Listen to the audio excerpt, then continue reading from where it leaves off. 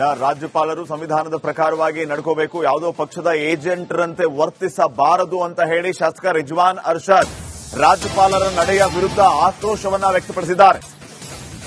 Governor Thawar Chand Gehlot ವಿರುದ್ಧ ರಿಜ್ವಾನ್ ಅರ್ಷದ್ ಕಿಡಿಕಾರಿದ್ದಾರೆ. ಕೇಂದ್ರ ಸರ್ಕಾರ ಪ್ರಜಾಪ್ರಭುತ್ವವನ್ನ ವೀಕ್ ಮಾಡ್ತಾ ಇದೆ.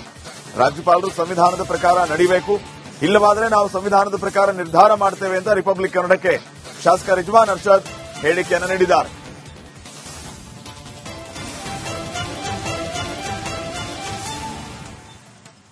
ನಿನ್ನೆ ಜಂಟಿ ಸದನವನ್ನು ಉದ್ದೇಶಿಸಿ ರಾಜ್ಯಪಾಲರು ಅರ್ಧಕ್ಕೆ ಭಾಷಣವನ್ನು ಮೊಟಕುಗೊಳಿಸಿದ್ರು. ಇದು ಆಕ್ರೋಶಕ್ಕೆ ಕಾರಣ ಆಗಿರತಕ್ಕಂಥದ್ದು ಮತ್ತು ತಮಿಳುನಾಡಲ್ಲಿ ಒಂದು ನಿರ್ಣಯವನ್ನು ಪಾಸ್ ಮಾಡೋಕೆ ಕೂಡ ಅಲ್ಲಿ ಸರ್ಕಾರ ಮುಂದಾಗ್ತಾ ಇದೆ. ಮುಂದೆ ರಾಜ್ಯಪಾಲರ ಭಾಷಣ ಬೇಡ ನಮಗೆ ಅನ್ನುವಂತ ನಿಟ್ಟಿನಲ್ಲಿ ಈ ಬಗ್ಗೆ ಮಾತನಾಡೋದಕ್ಕೆ ಶಾಸಕರಾದಂತಹ ರಿಜ್ವಾನ್ ಅರ್ಷದ್ ಅವರು ಇದ್ದಾರೆ. ನಾವು ಮಾತನಾಡ್ಸೋಣ ಸರ್.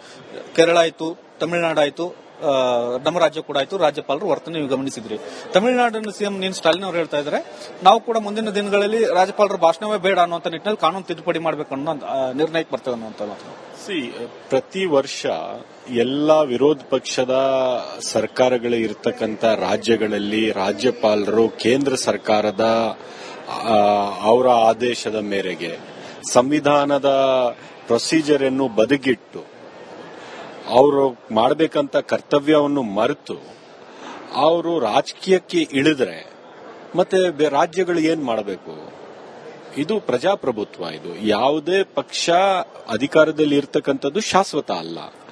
ರಾಜ್ಯಪಾಲರು ಯಾವುದೇ ಪಕ್ಷದ ಏಜೆಂಟು ಕೂಡ ಅಲ್ಲ, ಸದಸ್ಯರು ಕೂಡ ಅಲ್ಲ, ಮತ್ತೆ ಕೇಂದ್ರ ಸರ್ಕಾರದ ಏಜೆಂಟು ಕೂಡ ಅಲ್ಲ. ಅದು ಒಂದು ಸಾಂವಿಧಾನಿಕವಾದಂತ ಒಂದು ಹುದ್ದೆ, ಅದನ್ನು ಅಲಂಕರಿಸತಕ್ಕಂತ ಒಬ್ಬ ವ್ಯಕ್ತಿ. ಸೊ ಅವರು ಸಂವಿಧಾನವನ್ನು ಪಾಲನೆ ಮಾಡಬೇಕು ಹೊರತು ಅವರು ನಿನ್ನೆ ಈ ಕರ್ನಾಟಕದಲ್ಲಿ ಮಾಡಿರ್ತಕ್ಕಂಥದ್ದು, ತಮಿಳುನಾಡಲ್ಲಿ ರಾಜ್ಯಪಾಲರು ಮಾಡಿರ್ತಕ್ಕಂಥದ್ದು, ವೆಸ್ಟ್ ಬೆಂಗಾಲಲ್ಲಿ ಏನ್ ನಡೀತಾ ಇದೆ, ಕೇರಳಲ್ಲಿ ಏನ್ ನಡೀತಾ ಇದೆ, ನೀವು ನೋಡ್ತಾ ಹೋದ್ರೆ ಪ್ರಜಾಪ್ರಭುತ್ವವನ್ನೇ ಒಂದು ರೀತಿ ಮೋದಿ ಸರ್ಕಾರ ಮತ್ತೆ ಬಿಜೆಪಿ ಒಂದು ರೀತಿಯ ಯಾವ ವಾತಾವರಣ ಕ್ರಿಯೇಟ್ ಮಾಡ್ತಾ ಇದಾರೆ ಅಂದ್ರೆ ಅದಕ್ಕೆ ವೀಕ್ ಮಾಡತಕ್ಕಂತ ವಾತಾವರಣ ಕ್ರಿಯೇಟ್ ಮಾಡ್ತಾ ಇದಾರೆ. ರಾಜ್ಯಪಾಲರನ್ನ ವಾಪಸ್ ಕಳಿಸುವ ನಿಟ್ಟಿನಲ್ಲಿ ರಾಜ್ಯ ಸರ್ಕಾರ ತೀರ್ಮಾನ ಮಾಡುತ್ತಾ ಅಂತ ಸರ್? ಇಲ್ಲ, ವಾಪಸ್ ಕಳಿಸಿ ಅಂತ ನಾವು ಹೇಳೋದಕ್ಕೆ ನಾವು ಮುಂದೆ ಹೋಗೋದಿಲ್ಲ ಅನ್ಸುತ್ತೆ. ನಾವು ಏನ್ ಹೇಳ್ತಾ ಇದೀವಿ, ನಿಮ್ಮ ಸಂವಿಧಾನ ತಕ್ಕಂತೆ ನಿಮ್ಮ ಬದ್ಧತೆ ಏನು ಅದನ್ನು ನೀವು ಮಾಡಿ, ನಿಮ್ಮ ದಾಯಿತ್ವ ಏನಿದೆ ಅದನ್ನು ಮಾಡಿ, ನಿಮ್ಮ ಕರ್ತವ್ಯ ಏನಿದೆ ಅದನ್ನು ಮಾಡಿ ಅಂತ ನಾವು ಕೇಳ್ತಾ ಇದೀವಿ. ನೀವು ಮಾಡಿಲ್ಲ ಅಂದ್ರೆ ನಮಗೂ ಕೂಡ ಸಂವಿಧಾನದ ಅಡಿಯಲ್ಲಿ ನಮ್ಗೆ ಏನು ಪರಿಹಾರಗಳಿದಾವೆ ಅದನ್ನ ನಾವು ಹುಡುಕಿ ಮಾಡ್ತೀವಿ ಅಂತ ನಾವು ಹೇಳ್ತಾ ಇದೀವಿ. ರಾಜ್ಯ ಸರ್ಕಾರ ಯಾವ ನಿರ್ಣಯ ತೆಗೆದುಕೊಳ್ಬಹುದು ಸರ್ ಮುಂದೆ ಅಂತ ಸರ್? ಈಗ ಬಿಸಿನೆಸ್ ಅಡ್ವೈಸರಿ ಕಮಿಟಿ ಮೀಟಿಂಗು ಕೂಡ ನಡೀತಾ ಇದೆ. ಆ ಮೀಟಿಂಗ್ ಅಲ್ಲಿ ಏನ್ ತೀರ್ಮಾನಗಳಾಗ್ತವೆ ನೋಡೋಣ. ತದನಂತರ ಸರ್ಕಾರದ ಒಳಗಡೆ ಚರ್ಚೆ ಆಗುತ್ತೆ. ಏನೇ ನಾವು ತೀರ್ಮಾನ ತಗೊಂಡ್ರು ಸಂವಿಧಾನದ ಒಳಗಡೆ ಚೌಕಟ್ಟಿನ ಒಳಗಡೆ ತಗೋತೀವಿ ಹೊರತು ಹೊರಗಡೆ ಅಂತೂ ನಾವೇನು ಮಾಡೋದಿಲ್ಲ. ನಿನ್ನೆ ರಾಜ್ಯಪಾಲರ ವರ್ತನೆ ನಮ್ಮ ರಾಜ್ಯಕ್ಕೂ ಒಂದು ಕಪ್ಪು ಚುಕ್ಕಿ ಅಲ್ಲ ಸರ್? ಈ ತರದ ವರ್ತನೆ ಯಾವತ್ತೂ ಆಗಿರಲಿಲ್ಲ ಅನ್ನುವಂಥದ್ದು. ನಿಶ್ಚಿತವಾಗ್ಲೂ ಇದು ಸಂಪೂರ್ಣವಾಗಿ ಕೇಂದ್ರ ಸರ್ಕಾರದ ರಾಜಕಾರಣದಲ್ಲಿ ರಾಜ್ಯಪಾಲರು ಭಾಗಿಯಾಗಿದ್ದಾರೆ ಅಂತ ಒಂದು ಸಂದೇಶ ರಾಜ್ಯಪಾಲರು ಮತ್ತು ಕೇಂದ್ರ ಸರ್ಕಾರ ಸೇರಿಕೊಟ್ಟಿರ್ತಕ್ಕಂಥದ್ದು ಖಂಡನೀಯ. ಇದಿಷ್ಟು ಶಾಸಕರಾದಂತಹ ರಿಜ್ವಾನ್ ಅರ್ಷದ್ ಅವರ ಮಾತು. ಅವರು ಈ ರಾಜ್ಯಪಾಲರ ನಡೆಯೇ ಖಂಡನೆ ಮಾಡಬೇಕಾಗಿರ್ತಕ್ಕಂಥದ್ದು. ನಾವು ಕೂಡ ಸಂವಿಧಾನಾತ್ಮಕವಾಗಿ ಏನೆಲ್ಲ ಕ್ರಮಗಳನ್ನ ತೆಗೆದುಕೊಳ್ಬೇಕು ಅನ್ನೋ ನಿಟ್ಟಿನಲ್ಲಿ ಚರ್ಚೆ ನಡೆಸಿದ್ವಿ. ಮುಂದಿನ ದಿನಗಳಲ್ಲಿ ಆ ಬಗ್ಗೆ ಗಮನ ಹರಿಸ್ತೇವೆ ಅನ್ನೋ ಮಾತನ್ನು ಹೇಳ್ತಾ ಇದ್ದಾರೆ. ಕ್ಯಾಮರಾಮನ್ ಸದಾನಂದ್ ಜೊತೆ ಬಸವರಾಜ್ ಚರ್ತಿಮಠ್, ರಿಪಬ್ಲಿಕ್ ಕನ್ನಡ, ಬೆಂಗಳೂರು. ರಾಜ್ಯಪಾಲರು ಸಂವಿಧಾನದ ಪ್ರಕಾರವಾಗಿ ನಡ್ಕೋಬೇಕು, ಯಾವುದೋ ಪಕ್ಷದ ಏಜೆಂಟರಂತೆ ವರ್ತಿಸಬಾರದು ಅಂತ ಹೇಳಿ ಶಾಸಕ ರಿಜ್ವಾನ್ ಅರ್ಷದ್ ರಾಜ್ಯಪಾಲರ ನಡೆಯ ವಿರುದ್ಧ ಆಕ್ರೋಶವನ್ನ ವ್ಯಕ್ತಪಡಿಸಿದ್ದಾರೆ. ಗವರ್ನರ್ ಥಾವರ್ ಚಂದ್ ಗೆಹ್ಲೋಟ್ ವಿರುದ್ಧ ರಿಜ್ವಾನ್ ಅರ್ಷದ್ ಕಿಡಿಕಾರಿದ್ದಾರೆ. ಕೇಂದ್ರ ಸರ್ಕಾರ ಪ್ರಜಾಪ್ರಭುತ್ವವನ್ನ ವೀಕ್ ಮಾಡ್ತಾ ಇದೆ. ರಾಜ್ಯಪಾಲರು ಸಂವಿಧಾನದ ಪ್ರಕಾರ ನಡಿಬೇಕು, ಇಲ್ಲವಾದ್ರೆ ನಾವು ಸಂವಿಧಾನದ ಪ್ರಕಾರ ನಿರ್ಧಾರ ಮಾಡ್ತೇವೆ ಅಂತ ರಿಪಬ್ಲಿಕ್ ಕನ್ನಡಕ್ಕೆ ಶಾಸಕ ರಿಜ್ವಾನ್ ಅರ್ಷದ್ ಹೇಳಿಕೆಯನ್ನು ನೀಡಿದ್ದಾರೆ.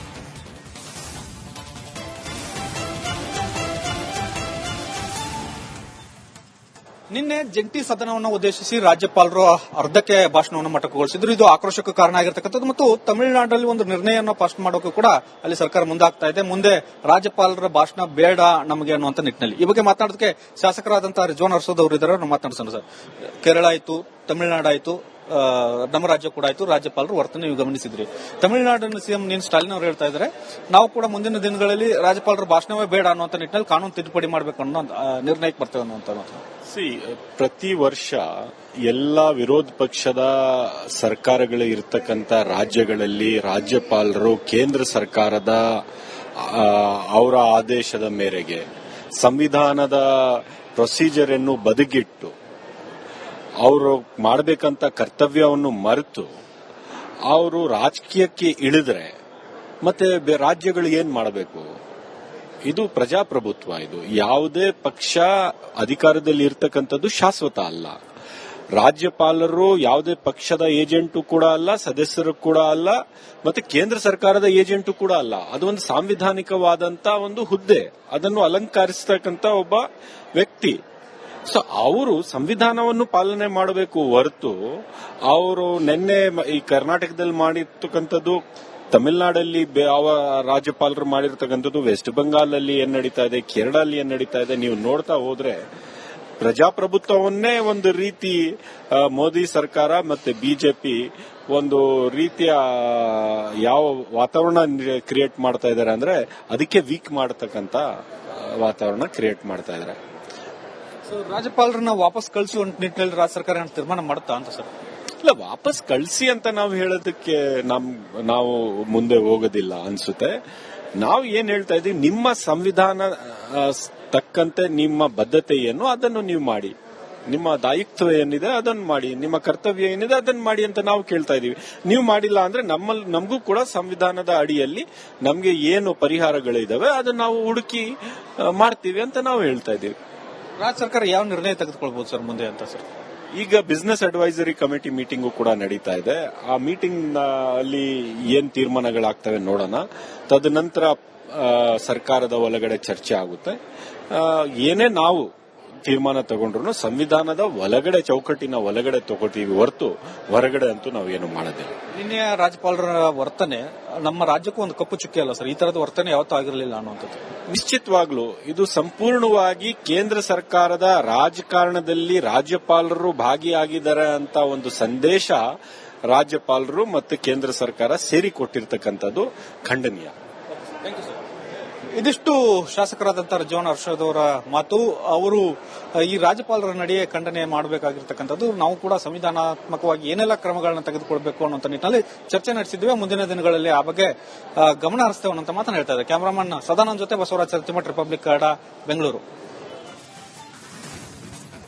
ರಾಜ್ಯಪಾಲರು ಸಂವಿಧಾನದ ಪ್ರಕಾರವಾಗಿ ನಡ್ಕೋಬೇಕು, ಯಾವುದೋ ಪಕ್ಷದ ಏಜೆಂಟ್ರಂತೆ ವರ್ತಿಸಬಾರದು ಅಂತ ಹೇಳಿ ಶಾಸಕ ರಿಜ್ವಾನ್ ಅರ್ಷದ್ ರಾಜ್ಯಪಾಲರ ನಡೆಯ ವಿರುದ್ಧ ಆಕ್ರೋಶವನ್ನ ವ್ಯಕ್ತಪಡಿಸಿದ್ದಾರೆ. ಗವರ್ನರ್ ಥಾವರ್ ಚಂದ್ ಗೆಹ್ಲೋಟ್ ವಿರುದ್ಧ ರಿಜ್ವಾನ್ ಅರ್ಷದ್ ಕಿಡಿಕಾರಿದ್ದಾರೆ.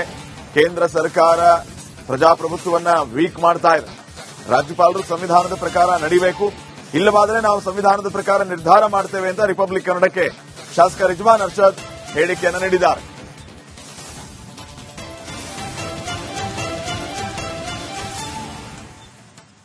ನಿನ್ನೆ ಜಂಟಿ ಸದನವನ್ನು ಉದ್ದೇಶಿಸಿ ರಾಜ್ಯಪಾಲರು ಅರ್ಧಕ್ಕೆ ಭಾಷಣವನ್ನು ಮೊಟಕುಗೊಳಿಸಿದ್ರು. ಇದು ಆಕ್ರೋಶಕ್ಕೆ ಕಾರಣ ಆಗಿರತಕ್ಕಂಥದ್ದು ಮತ್ತು ತಮಿಳುನಾಡಲ್ಲಿ ಒಂದು ನಿರ್ಣಯವನ್ನು ಪಾಸ್ ಮಾಡೋಕೆ ಕೂಡ ಅಲ್ಲಿ ಸರ್ಕಾರ ಮುಂದಾಗ್ತಾ ಇದೆ. ಮುಂದೆ ರಾಜ್ಯಪಾಲರ ಭಾಷಣ ಬೇಡ ನಮಗೆ ಅನ್ನುವಂತ ನಿಟ್ಟಿನಲ್ಲಿ ಈ ಬಗ್ಗೆ ಮಾತನಾಡೋದಕ್ಕೆ ಶಾಸಕರಾದಂತಹ ರಿಜ್ವಾನ್ ಅರ್ಷದ್ ಅವರು ಇದ್ದಾರೆ. ನಾವು ಮಾತನಾಡ್ಸೋಣ ಸರ್.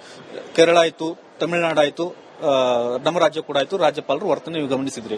ತಮಿಳುನಾಡಿನ ಸಿಎಂ ಸ್ಟಾಲಿನ್ ಅವರು ಹೇಳ್ತಾ ಇದ್ದಾರೆ, ನಾವು ಕೂಡ ಮುಂದಿನ ದಿನಗಳಲ್ಲಿ ರಾಜ್ಯಪಾಲರ ಭಾಷಣವೇ ಬೇಡ ಅನ್ನುವಂತ ನಿಟ್ಟಿನಲ್ಲಿ ಕಾನೂನು ತಿದ್ದುಪಡಿ ಮಾಡಬೇಕು ಅನ್ನೋ ನಿರ್ಣಯಕ್ಕೆ ಬರ್ತೇವೆ ಅನ್ನುವಂತ ಮಾತು.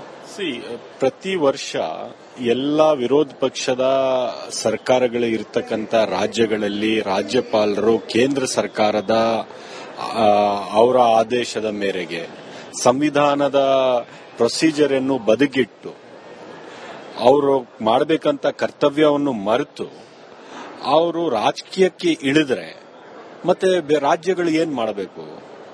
ಇದು ಪ್ರಜಾಪ್ರಭುತ್ವ. ಇದು ಯಾವುದೇ ಪಕ್ಷ ಅಧಿಕಾರದಲ್ಲಿ ಇರ್ತಕ್ಕಂಥದ್ದು ಶಾಶ್ವತ ಅಲ್ಲ.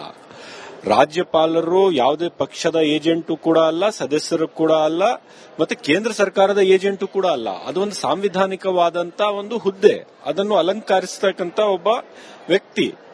ಸೊ ಅವರು ಸಂವಿಧಾನವನ್ನು ಪಾಲನೆ ಮಾಡಬೇಕು ಹೊರತು ಅವರು ನಿನ್ನೆ ಈ ಕರ್ನಾಟಕದಲ್ಲಿ ಮಾಡಿರ್ತಕ್ಕಂಥದ್ದು, ತಮಿಳುನಾಡಲ್ಲಿ ಯಾವ ರಾಜ್ಯಪಾಲರು ಮಾಡಿರ್ತಕ್ಕಂಥದ್ದು, ವೆಸ್ಟ್ ಬೆಂಗಾಲಲ್ಲಿ ಏನ್ ನಡೀತಾ ಇದೆ, ಕೇರಳಲ್ಲಿ ಏನ್ ನಡೀತಾ ಇದೆ, ನೀವು ನೋಡ್ತಾ ಹೋದ್ರೆ ಪ್ರಜಾಪ್ರಭುತ್ವವನ್ನೇ ಒಂದು ರೀತಿ ಮೋದಿ ಸರ್ಕಾರ ಮತ್ತೆ ಬಿಜೆಪಿ ಒಂದು ರೀತಿಯ ಯಾವ ವಾತಾವರಣ ಕ್ರಿಯೇಟ್ ಮಾಡ್ತಾ ಇದ್ದಾರೆ ಅಂದ್ರೆ ಅದಕ್ಕೆ ವೀಕ್ ಮಾಡತಕ್ಕಂತ ವಾತಾವರಣ ಕ್ರಿಯೇಟ್ ಮಾಡ್ತಾ ಇದ್ದಾರೆ.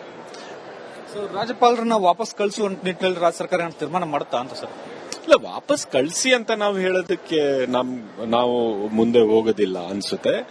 ನಾವು ಏನ್ ಹೇಳ್ತಾ ಇದೀವಿ, ನಿಮ್ಮ ಸಂವಿಧಾನ ತಕ್ಕಂತೆ ನಿಮ್ಮ ಬದ್ಧತೆ ಏನು ಅದನ್ನು ನೀವು ಮಾಡಿ, ನಿಮ್ಮ ದಾಯಿತ್ವ ಏನಿದೆ ಅದನ್ನು ಮಾಡಿ, ನಿಮ್ಮ ಕರ್ತವ್ಯ ಏನಿದೆ ಅದನ್ನು ಮಾಡಿ ಅಂತ ನಾವು ಕೇಳ್ತಾ ಇದೀವಿ. ನೀವು ಮಾಡಿಲ್ಲ ಅಂದ್ರೆ ನಮಗೂ ಕೂಡ ಸಂವಿಧಾನದ ಅಡಿಯಲ್ಲಿ ನಮ್ಗೆ ಏನು ಪರಿಹಾರಗಳಿದಾವೆ ಅದನ್ನ ನಾವು ಹುಡುಕಿ ಮಾಡ್ತೀವಿ ಅಂತ ನಾವು ಹೇಳ್ತಾ ಇದೀವಿ. ರಾಜ್ಯ ಸರ್ಕಾರ ಯಾವ ನಿರ್ಣಯ ತೆಗೆದುಕೊಳ್ಬಹುದು ಸರ್ ಮುಂದೆ ಅಂತ ಸರ್? ಈಗ ಬಿಸಿನೆಸ್ ಅಡ್ವೈಸರಿ ಕಮಿಟಿ ಮೀಟಿಂಗು ಕೂಡ ನಡೀತಾ ಇದೆ. ಆ ಮೀಟಿಂಗ್ ಅಲ್ಲಿ ಏನ್ ತೀರ್ಮಾನಗಳಾಗ್ತವೆ ನೋಡೋಣ. ತದನಂತರ ಸರ್ಕಾರದ ಒಳಗಡೆ ಚರ್ಚೆ ಆಗುತ್ತೆ. ಏನೇ ನಾವು ತೀರ್ಮಾನ ತಗೊಂಡ್ರು ಸಂವಿಧಾನದ ಒಳಗಡೆ ಚೌಕಟ್ಟಿನ ಒಳಗಡೆ ತಗೋತೀವಿ ಹೊರತು ಹೊರಗಡೆ ಅಂತೂ ನಾವೇನು ಮಾಡೋದಿಲ್ಲ. ನಿನ್ನೆ ರಾಜ್ಯಪಾಲರ ವರ್ತನೆ ನಮ್ಮ ರಾಜ್ಯಕ್ಕೂ ಒಂದು ಕಪ್ಪು ಚುಕ್ಕೆ ಅಲ್ಲ ಸರ್? ಈ ತರದ ವರ್ತನೆ ಯಾವತ್ತೂ ಆಗಿರಲಿಲ್ಲ ಅನ್ನುವಂಥದ್ದು. ನಿಶ್ಚಿತವಾಗ್ಲೂ ಇದು ಸಂಪೂರ್ಣವಾಗಿ ಕೇಂದ್ರ ಸರ್ಕಾರದ ರಾಜಕಾರಣದಲ್ಲಿ ರಾಜ್ಯಪಾಲರು ಭಾಗಿಯಾಗಿದ್ದಾರೆ ಅಂತ ಒಂದು ಸಂದೇಶ ರಾಜ್ಯಪಾಲರು ಮತ್ತು ಕೇಂದ್ರ ಸರ್ಕಾರ ಸೇರಿ ಕೊಟ್ಟಿರ್ತಕ್ಕಂಥದ್ದು ಖಂಡನೀಯ. ಇದಿಷ್ಟು ಶಾಸಕರಾದಂತಹ ರಿಜ್ವಾನ್ ಅರ್ಷದ್ ಅವರ ಮಾತು. ಅವರು ಈ ರಾಜ್ಯಪಾಲರ ನಡೆಯೇ ಖಂಡನೆ ಮಾಡಬೇಕಾಗಿರ್ತಕ್ಕಂಥದ್ದು. ನಾವು ಕೂಡ ಸಂವಿಧಾನಾತ್ಮಕವಾಗಿ ಏನೆಲ್ಲ ಕ್ರಮಗಳನ್ನ ತೆಗೆದುಕೊಳ್ಬೇಕು ಅನ್ನುವಂತ ನಿಟ್ಟಿನಲ್ಲಿ ಚರ್ಚೆ ನಡೆಸಿದ್ವಿ. ಮುಂದಿನ ದಿನಗಳಲ್ಲಿ ಆ ಬಗ್ಗೆ ಗಮನ ಹರಿಸ್ತೇವೆ ಅನ್ನುವಂತ ಮಾತನ್ನ ಹೇಳ್ತಾ ಇದ್ದಾರೆ. ಕ್ಯಾಮರಾಮನ್ ಸದಾನಂದ್ ಜೊತೆ ಬಸವರಾಜ್ ಚರ್ತಿಮಠ್, ರಿಪಬ್ಲಿಕ್ ಕನ್ನಡ, ಬೆಂಗಳೂರು.